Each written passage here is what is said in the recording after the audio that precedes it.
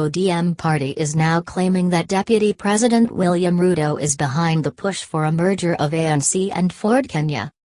ODM Secretary-General Edwin Sifuna on Tuesday said ANC leader Musalia Mudavadi and Ford-Kenya's Moses Wetang'ula have already hinted at rallying behind Mr Ruto ahead of the 2022 poll. Mr Sifuna, who was accompanied by ANC rebel leaders Kakamega Senator Cleophas Malala and nominated MP Godfrey Osotsi, said the push for Luhya unity by Mr Wetang'ula and Mr Mudavadi is aimed at consolidating support in Western region as a bargaining chip in preparations for the next election. 2022 politics.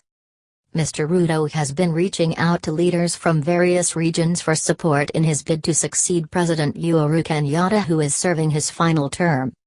Recently, Ford-Kenya Deputy Party leader Boni Khalwale called on the DP to join forces with Mudavadi and Wetang'ula ahead of 2022.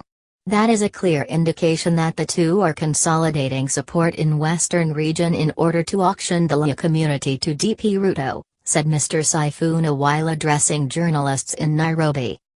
Mr Sifuna laughed off claims by Mr Wetang'ula that ODM leader Raila Odinga is against the merger for fear of losing support in Western region.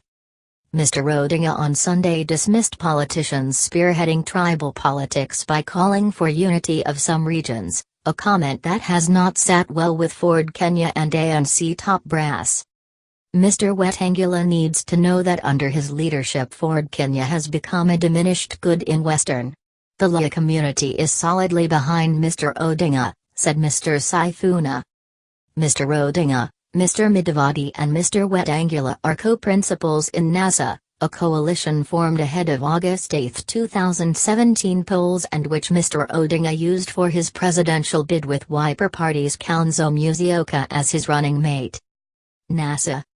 The coalition has crumbled since a handshake between President Uhuru Kenyatta and Mr Odinga, a deal that was made while other NASA co-principals were kept in the dark. On Tuesday, Mr Malala asked Mr Wetang'ula to stop attacking Mr Odinga in order to remain afloat politically. It is strange that in the middle of deepening economic crises for the people of Western Kenya, including the collapse of Nzoia and Mumia sugar companies, muted tea factory, pan paper and massive scandals reported in the country, Mr Wetang'ula has remained quiet and finds his voice only against Mr Odinga, said Mr Malala. Mr Osotsi said young leaders from the region will not allow Mr Wetang'ula and Mr Mudavadi to rally the community behind Mr Ruto. If they merge the two parties and come up with their own presidential candidate, we may think twice and join them. But we will not agree to be auctioned to our political competitor, said Mr Osotsi.